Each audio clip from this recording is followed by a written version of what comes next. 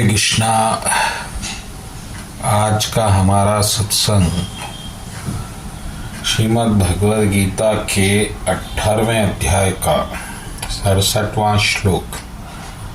भगवान कृष्ण कह रहे हैं, सर्वधर्मान् परित्याज्यं हमेकं शरणं व्रज हम त्वं सर्वपापेभ्यो मोक्षयिष्यामि मा शुचः।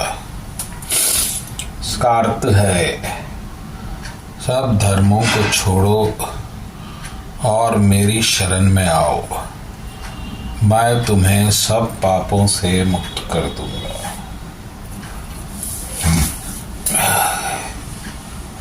तो इसमें जो इस श्लोक के द्वारा पहले तो हमें ये जानना है कि शरण क्या है। दूसरी बात, इससे पाप से कैसा बचेंगे। तीसरी बात, यह पाप का शरण से क्या संबंध है। यह तीन बातें महत्वपूर्ण है। तो पहले चलते हैं, शरण क्या है। शरण यानी के समर्पण, खुद को निस्सहाय जानकर,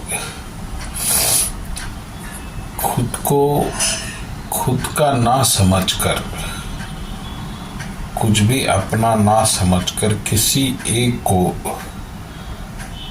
समर्पित होना ही शरण। तो अगर आप कृष्ण की शरण में जा रहे हैं तो निश्चित रूप से कृष्ण को ही सब कुछ मानना होगा।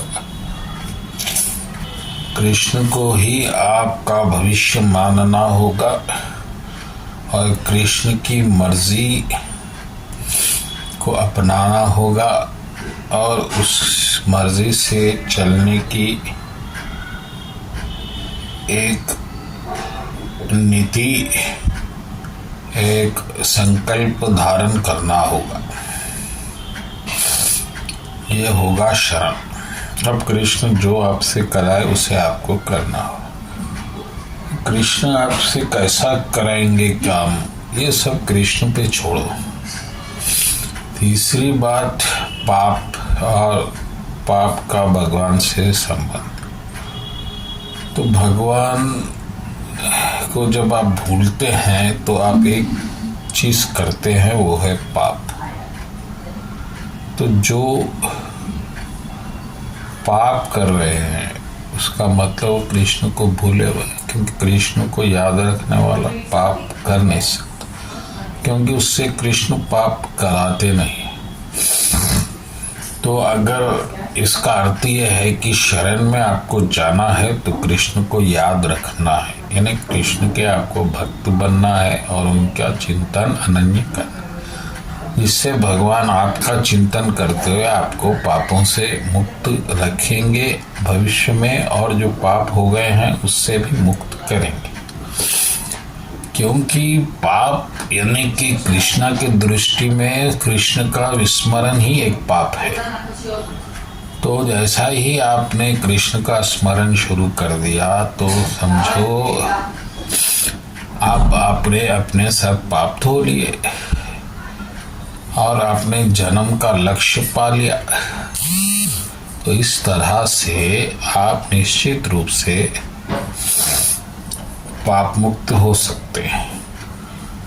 और भगवान ने एक बात कहा, डरो मत मां शुचा, क्योंकि आप में शायद शंका हो सकता है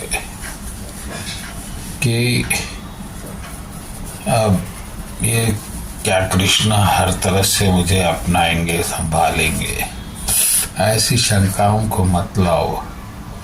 कृष्ण सर्वज्ञ है, सर्वोपरि है, सर्वशासक है, सर्वदेव देव है, सब कुछ है। ऐसा जान के आप निश्चिंत रूप से शरण हो सकते हैं और अपना भविष्य भगवान के हाथ में दे सकते हैं। यही भक्ति है, यही शरण है। शंकाएं हो रही है तो समझो अभी आपकी भक्ति पक्की नहीं हुई है, अभी आपको ज्ञान की आवश्यकता है। जैसे ही पूर्ण ज्ञान हो जाएगा, पूर्ण शरण हो जाएगी। बोलो कृष्ण कन्हैया लाल जी की।